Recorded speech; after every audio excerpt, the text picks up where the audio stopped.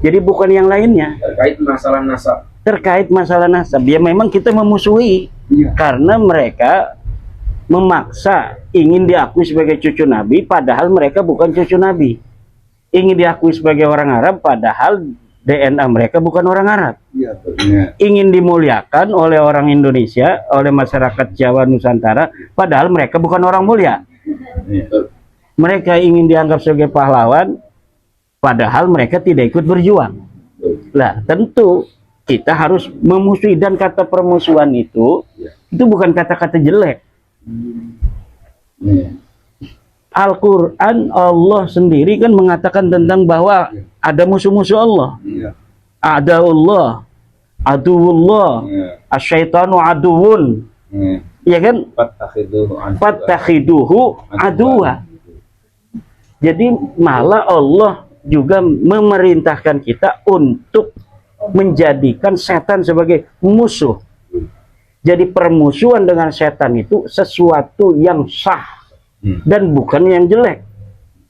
Ya cuma kan terutama dari Banyumas kan, langsung marah aja. Ini saya Anda terima, PWI disebut dibentuk untuk permusuhan. Nanti dulu. Lah, dan bahasa Al-Quran, bahasa hadis juga ada tentang permusuhan. Dalam hadis kursi, man ada li waliyan faqad adzantuhu lil harbi. Siapa yang memusuhi kekasihku, kata Allah kan, faqad adzantuhu lil harbi, maka aku umumkan baginya peperangan. Nah, berarti Allah memusuhi dia kan, karena dia memusuhi kekasih Allah. Jadi kata permusuhan, misalnya PWI dibentuk untuk permusuhan, itu bukan konotasi negatif untuk PWI. Tetapi itu adalah justifikasi dari PBNU bahwa memang kalau PWI dibentuk sebagai organisasi untuk menjalankan permusuhan terkait nasab itu. Karena nasab itu tidak terbukti secara ilmiah, wajib dimusuhi. Ada Habib dari Tanggul atau Tulungagung itu, saya lupa, di Facebook, bahwa Ibnu Hajar berpendapat secara pribadi bahwa 70 kiai ulama itu kalah pangkatnya dengan satu sayyid. Ini sayyid yang asli ya. Padahal Ibnu Hajar tidak pernah berpendapat seperti itu. Siapa yang berani dari Balawi, dari kibin-kibinnya Balawi, yang dapat membawakan kitabnya Ibnu Hajar yang mengatakan bahwa satu sayyid itu lebih utama daripada 70 ulama? Tidak ada. Illal khidba wa zur minhum an Sayyidina Ibnu Hajar. Kedustaan yang di atas namakan Ibnu Hajar, wal Ibnu Hajar bari'un minhu. Ibnu Hajar tidak pernah mengatakan itu, bahwa satu sayyid yang asli nih, apalagi yang palsu kayak Habaib ini, yang asli satu sayyid itu lebih mulia dari 70 kiai, 70 ulama, tidak ada.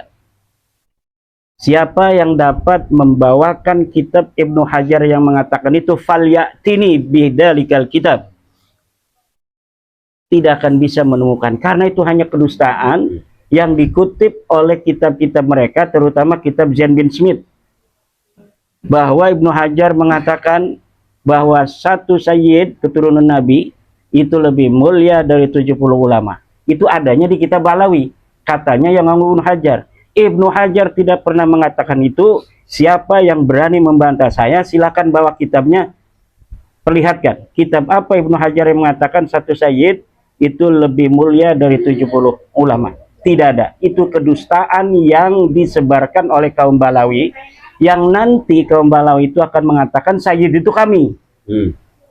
Padahal satu proposisi qadiyah muda'a bahwa 70 kiai itu kalah dengan satu sayyid itu juga itu tidak ada.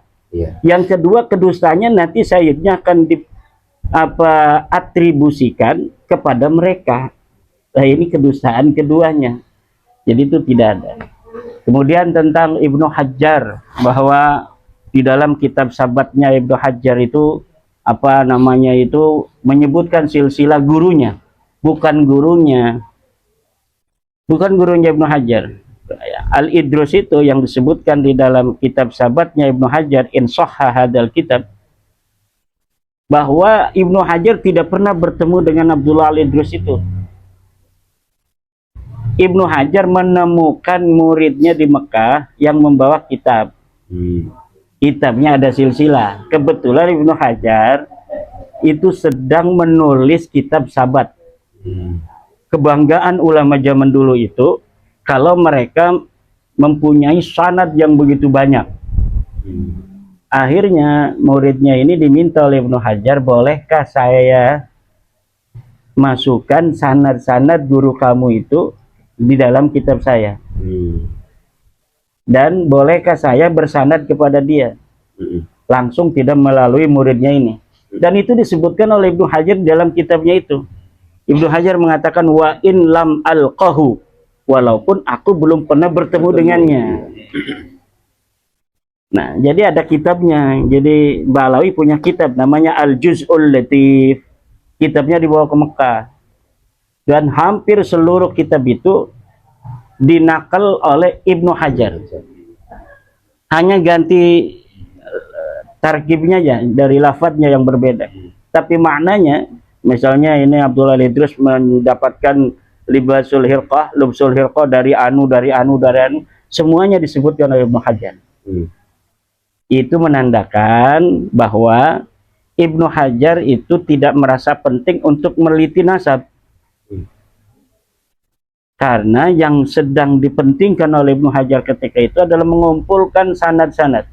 Karena di dalam kitab Sabat Ibnu Hajar itu pertama kitab hadis.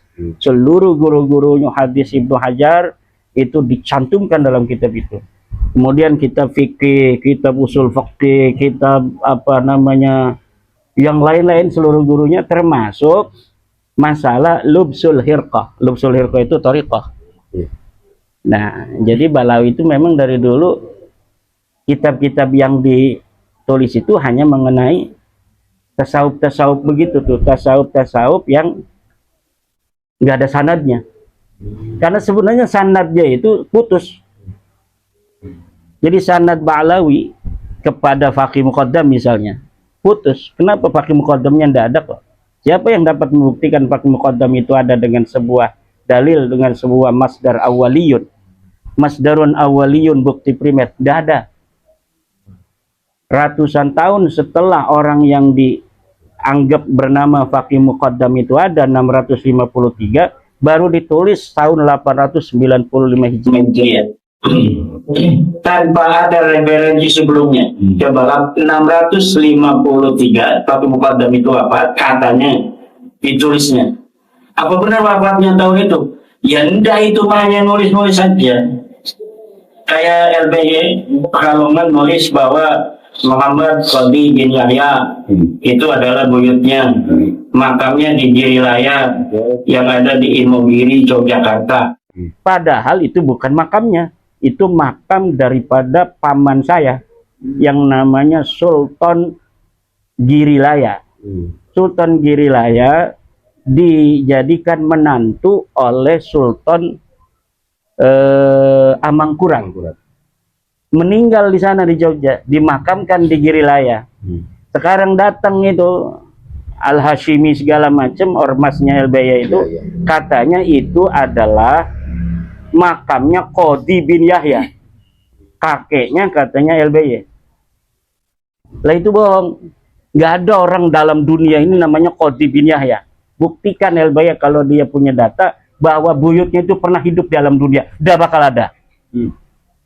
Itu hanya nama-nama yang ditulis begitu aja. Dia nggak tahu siapa leluhurnya.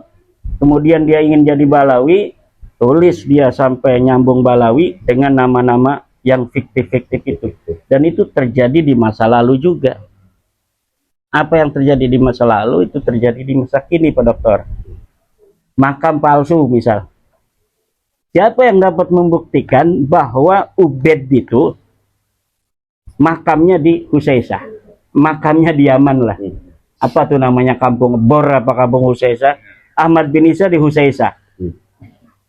Tidak ada, kecuali hanya rekayasa belaka, rekayasa sejarah yang diciptakan di abad 9 Hijriah. Karena Ahmad bin Isa adanya 345 Hijriah. Ubaid 383 Hijriah. Sebelumnya tidak pernah ada kuburan di situ sampai beratus-ratus tahun. Kemudian pada 895 Hijriah baru disebutkan dia wafat di Yaman, dimakamkan di Yaman. Sebelumnya tidak ada. Jadi apa namanya itu makam-makam palsu yang sekarang ini muncul dengan nama-nama masa lalu tanpa ada sejarah sebelumnya itu telah terjadi di Yaman pada abad ke-9 itu. Sekarang ini akan diulang di Indonesia. Berhasilkah dia?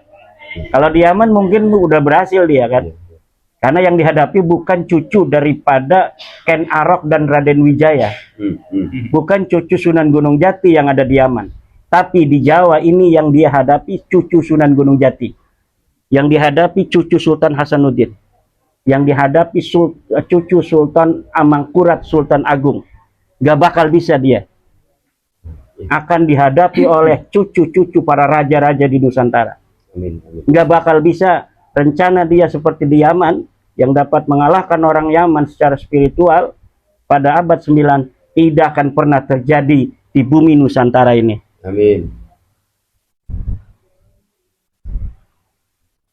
Dan ini sudah nampak. Allah membuka tirai itu. Allah telah membuka tirai Ainal Mafar. Kemana mereka akan mencari tempat berlari? Tidak ada kecuali sebuah kesadaran bahwa mereka bukan cucu Nabi. Minta maaf pada orang-orang Indonesia yang pernah disakiti dengan pengakuan itu, yang pernah dizalimi dengan pengakuan itu. Dan kepada kibin-kibinnya juga harus taubatan nasuha. Bahwa selama ini mereka mempercayai orang yang salah. Cucu-cucu Nabi yang asli di Saudi itu biasa-biasa saja. Cucu Nabi yang asli dari marga Al-Jammaz, Al-Abadilah, Al-Amir. Al-Amir yang asli, bukan kayak Ibrahim bin Mansur. Kalau Ibrahim bin Mansur ini orang yang memalsukan nasab, yang mendukung Ba'alawi itu. Dia orang Yaman, datang ke Mekah mengaku marga Al-Amir, keturunan raja-raja di Saudi, dari keturunan Rasulullah. Dan itu tidak terbukti, dan haplogrupnya R. Ba'alawi G, dia R. Turunan Nabi ya harus J1. Kalau yang lurus kepada Rasulullah. R itu Purbalingga. Kalau tapi R itu kalah dengan A. Betul? Ya kan A dulu. A, B, C, D. A itu Banten. Nah, ada yang haplogrup G, ada yang plat G. Ini udah kuadrat G-nya itu. Wajib dimusuhi. Teruskan permusuhan itu sampai mereka mengakui bahwa mereka bukan cucu Nabi. Tafsirnya Yai Khotib ini betul. Dan saya juga pernah menafsirkan itu di sebuah podcast. Lalu dari salah satu anggota PB dari Tanfid, dia bukan yang tanda tangan, wakil-wakil lah, kan banyak wakilnya itu. Ya Imad, saya bingung ditanya oleh MWC, oleh PC di bawah. Saya pakai tafsirnya Kiai Imad itu katanya. Itu pengurus PB-nya loh. Jadi pengurus PB, ada yang ditanya tentang instruksi itu, dia bingung jawabnya. Akhirnya dia melihat saya di sebuah podcast menafsirkan instruksi itu, dan pengurus PB itu menggunakan tafsir saya sebagai jawaban untuk MBC. Begitu.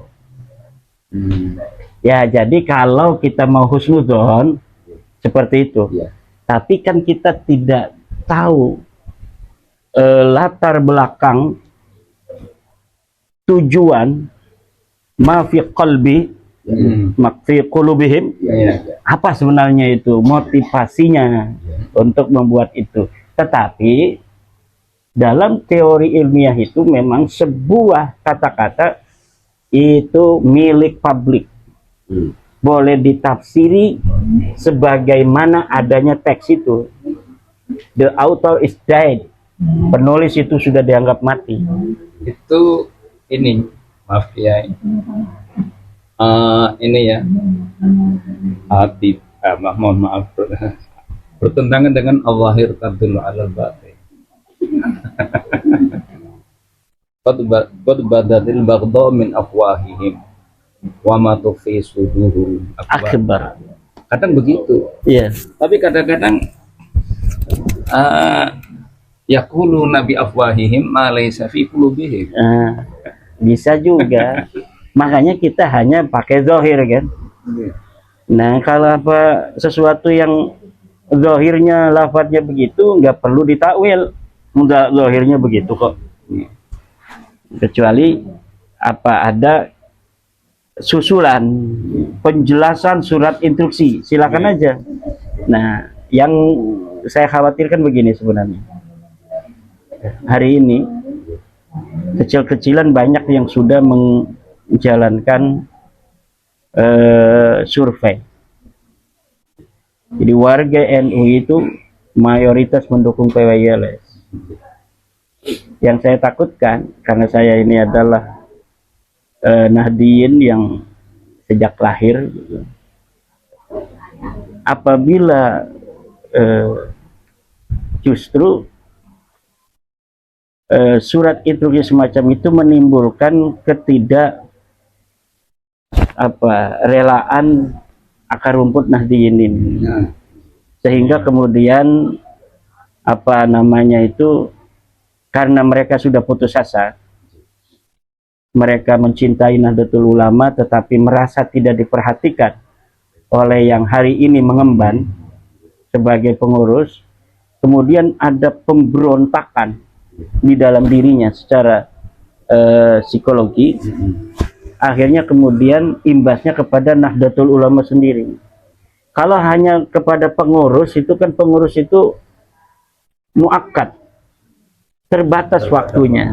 Mungkin 2026 Desember itu pengurus sekarang ini nggak ada yang terpilih lagi, ya kan? Tapi Nahdlatul Ulama sebagai rumah besar kaum Nahdiyin ini tetap harus diselamatkan, harus tetap dijaga. Jadi NU itu ya selawase. Kalau pengurus kan sak perlu nih, ya kan? Karena pengurus itu akan senantiasa diganti terus. Ini sudah dibuktikan ini. Betul. Nah, saya yang paling khawatirnya itu sebenarnya. Nanti adakan perlawanan. Oke, saya milih PWI aja. Oke, dan Kiai Abbas mengebel saya itu kesedihannya hanya untuk Nahdlatul Ulama. Kalau hari ini kita menjaga jarak dengan NU, oke, kita organisasi, NU organisasi. Bagaimana kalau nanti warga NU memilih PWI semua? Ya, beliau kan cucu daripada Mbak Abbas, murid Mbah Hashim, itu dari ibunya. Dari bapaknya, Benda Kerep. Bapaknya itu Ki Fuad Hashim, itu Kiai Benda Kerep. Kakeknya itu adalah orang yang diminta Mbah Hashim, Mbah Soleh itu, sebagai pendiri Pondok Pesantren Tebu Irang bersama Mbah Hashim. Kakeknya Gus Abbas ini, dari bapaknya Ki Fuad Hashim, nanti itu cucunya Ki Soleh. Ki Soleh ini adalah yang diminta oleh Mbah Hashim untuk duduk di Pondok Pesantren bersama Mbah Hashim. Ketika Mbah Hashim baru membentuk Pondok Pesantren di Tebu Irang itu ditulis oleh Pak Khairul Anam dalam sejarah NU itu tahun 80, itu udah ditulis. Kemudian bapaknya ini Rais Surya, wakil Rais Am dari kepengurusan dengan Kiai Ma'ruf Amin segala macam itu. Sebelum sebelum Kiai Miftahul Ahyar tuh kan ada Kiai Ma'ruf ya. Sebelum Kiai Ma'ruf itu ya sebelum meninggal aja, Kiai Fuad Hashim sebelum meninggal itu Rais Surya PBNU. Dan tentu Gus Abbas sangat mempunyai kepedulian terhadap Nahdlatul Ulama sebagai organisasi itu. Jadi beliau berpesan kita tidak boleh PWI itu kemudian menanggapinya secara emosional, karena masyarakat NU di bawah emosional, sedang emosional. Nah, nanti akan terjadi apa namanya deadlock dalam pikiran warga Nahdliyin. Oke, kalau begini kita pilih PWI. Nah, ini yang ditakutkan Gus Abbas. Lah, kalau misalnya ajaran Mbah Hasyim Asy'ari, ajaran para pendiri itu diterjemahkan ke dalam apa yang sekarang terjadi, nah orang bisa melihat mana yang lebih mirip dengan ajaran Mbah Hasyim, mana yang lebih mirip dengan ajaran Mbah Bisri, Mbah Wahab Hasbullah, dan yang lain-lain, Mbah Raden Asnawi Kudus, dalam menjaga kehormatan dan kemuliaan daripada ulama. Bukan karena Nahdlatul Ulama ini salah satunya motivasi dibentuknya Nahdlatul Ulama adalah ulama-ulama pesantren tradisional itu tidak mendapatkan tempat,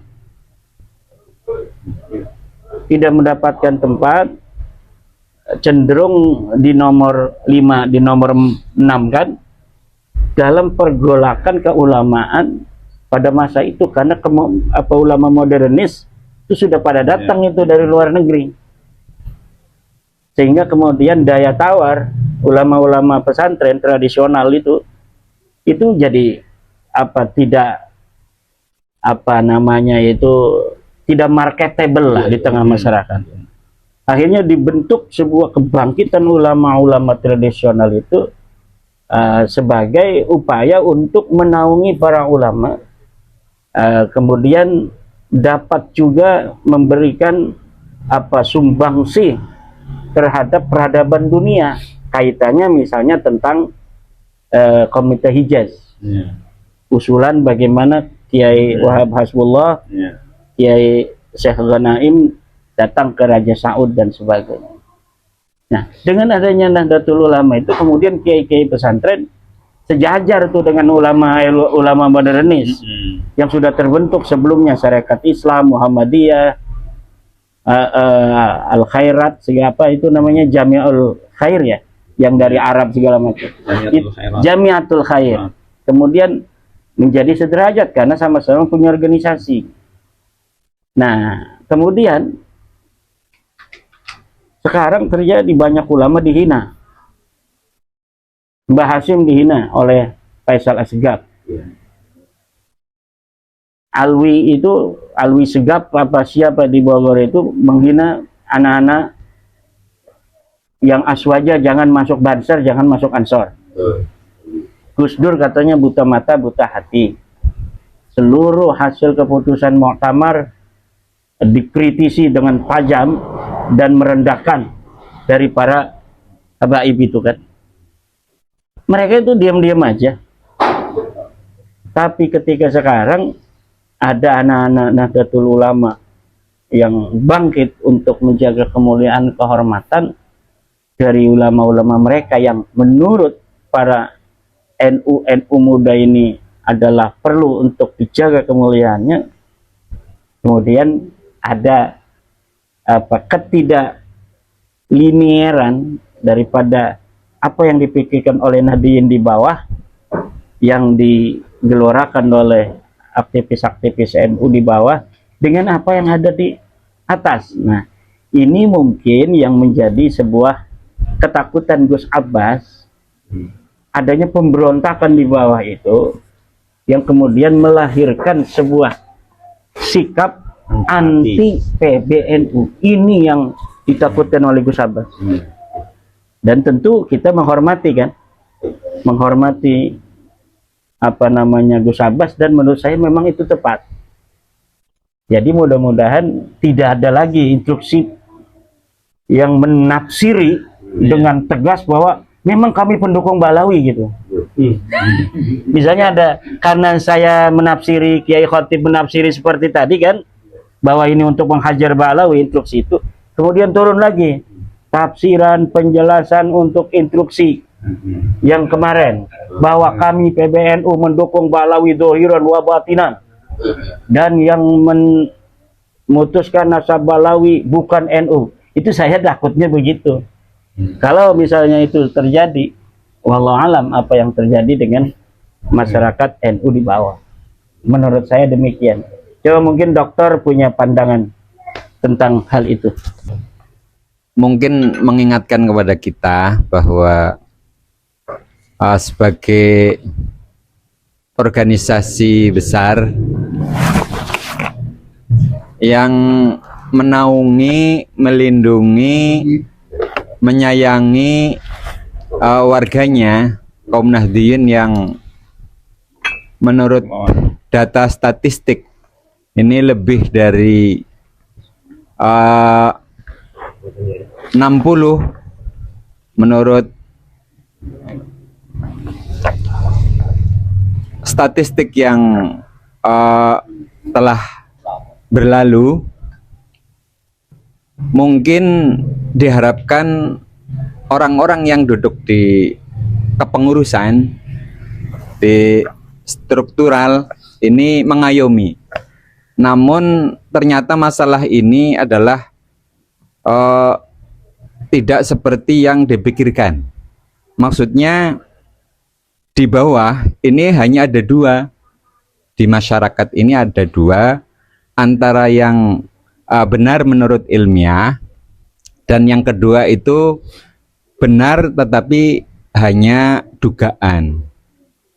Artinya ketika sudah lahir yang ilmiah, maka sebagai muslim ini mestinya mewajibkan diri untuk mengikuti yang ilmiah.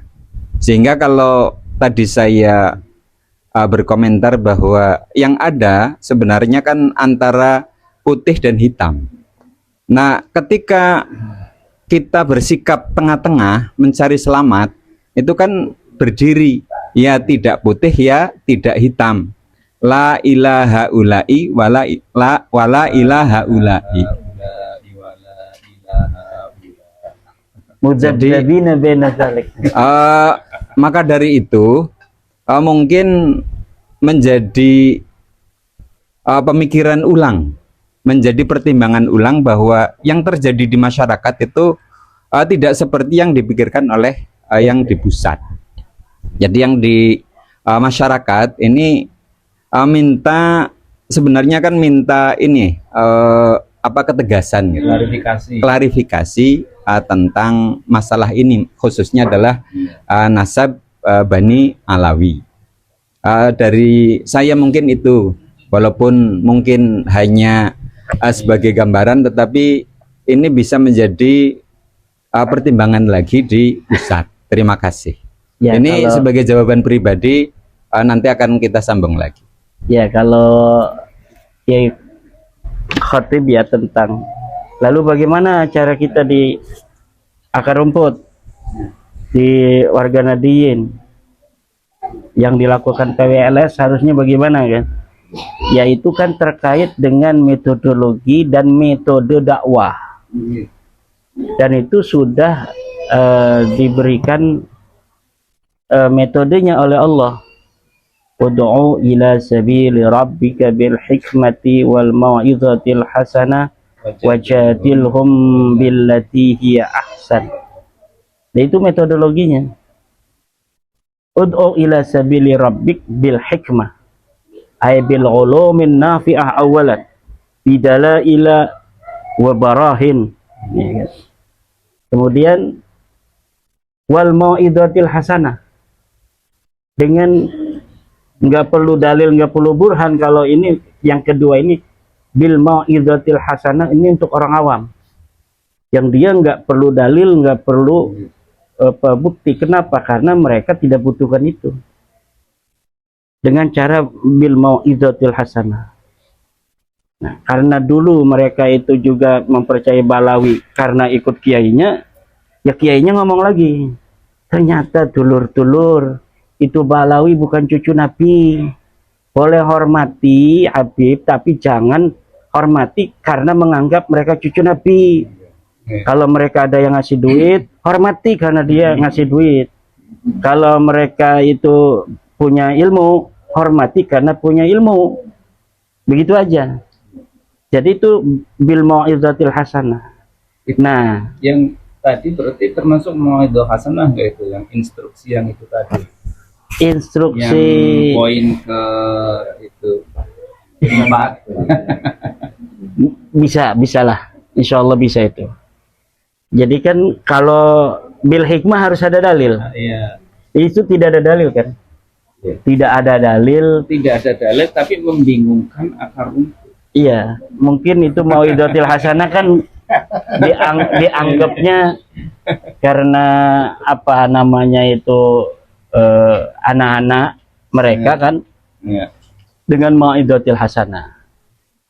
Nah, kalau untuk yang ketiga ini wajadilhum billati hiya ahsan. Ini adalah untuk yang ngeyel. Jadi mujadalah itu Iya. sebenarnya kan konotasi negatif. Dalam perspektif bahasa Arab, mujadalah itu adalah ifhamul khasmi wa ilzamuh, ya, min ghairi nadarin min ayyakuna haqqan aw batilan. Itu mujadalah. Bi khilafil munadharah. Kalau munadharah itu adalah li idharis shawab, untuk memperlihatkan yang benar. Wa ihqaqul batil, wa ihqaqul haq wa ibtalul batil, membenarkan yang benar, wa ihqaqul batil dan wa ibtalul batil dan membatilkan yang batil. Ihqaqul haq wa ibtalul batil. Nah, itu munazarah. Nah, kali mujadalah itu kan untuk menang aja. Tapi kenapa Allah menggunakannya wajadilhum? Itu namanya mimbabi musyakalah. Itu musyakalah. Karena mereka itu mujadalah, balas mujadalah lagi.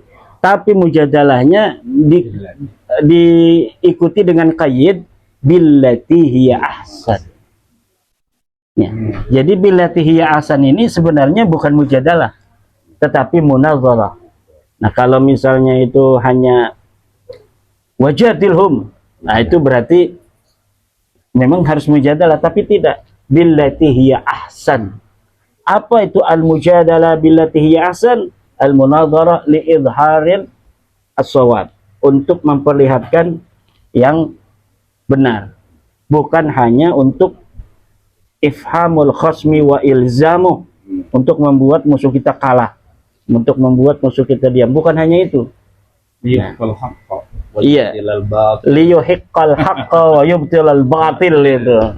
Atau tadi ihqaqul haq wa ibtalul batil. Nah, ini kemudian lah sesuatu yang apa menjadi bahasan itu kan ada dua, ada yang